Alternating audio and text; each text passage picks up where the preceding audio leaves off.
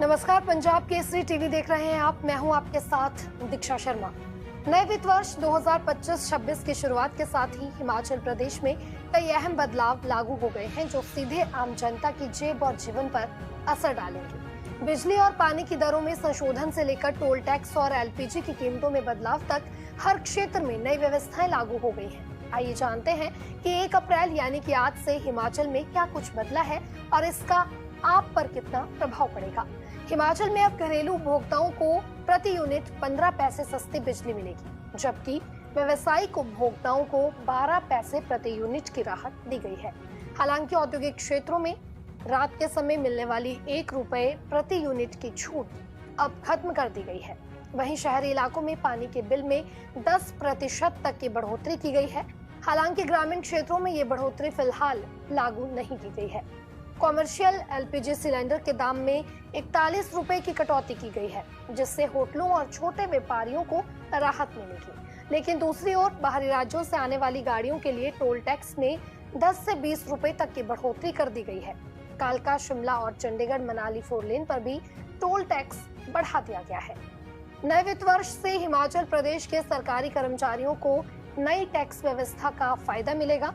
अब 12 लाख रुपए तक की वार्षिक आय पर कोई टैक्स नहीं लगेगा। वरिष्ठ नागरिकों के लिए एफडी से मिलने वाले ब्याज की सीमा 1 लाख रुपए कर दी गई है। विदेश में पढ़ाई के लिए 10 लाख रुपए तक भेजने पर कोई कर नहीं लगेगा।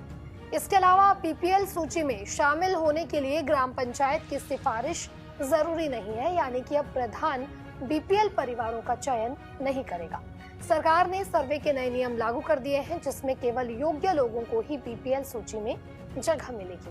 प्रदेश भर में बीपीएल के लिए सर्वे शुरू हो गया है और उसी आधार पर बीपीएल सूची बनाई जाएगी। वहीं अब 30 अप्रैल तक प्रधानमंत्री आवास योजना के तहत घर बनाने के लिए आवेदन किया जा सकता है। इस योजना के तहत कुल 1.5 लाख रुपए की सहायता दी जाएगी, जिसमें 20,000 रुपए राज्य सरकार का योगदान रहेगा। हिमाचल में 1 अप्रैल से दूध खरीद का न्यूनतम मूल्य भी बढ़ जाएगा। सरकार ने गाय के दूध की न्यूनतम खरीद पर 45 रुपए से बढ़ाकर 51 रुपए और भैंस के दूध की दर 55 रुपए से बढ़ाकर 61 रुपए प्रति किलो कर दी है। इससे प्रदेश के दुग्ध उत्पादकों को लाभ मिलेगा। इन सभी बदलावों का प्रभाव सीधे हिमाचल की जनता पर पड़ेगा। जहां एक और बिजली और एलपीजी में राहत मिली है, वहीं टोल टैक्स और पानी के बढ़े दाम खर्च बढ़ाने वाले हैं।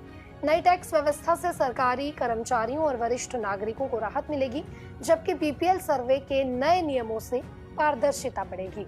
ये नए बदलाव आपके नजरिए में कितने सही हैं, कमेंट कर हमें जरूर बताइएगा। और प्रदेश की तमाम बड़ी खबरों को देखने के लिए पंजाब केसरी हिमाचल के साथ जुड़े रहिएगा।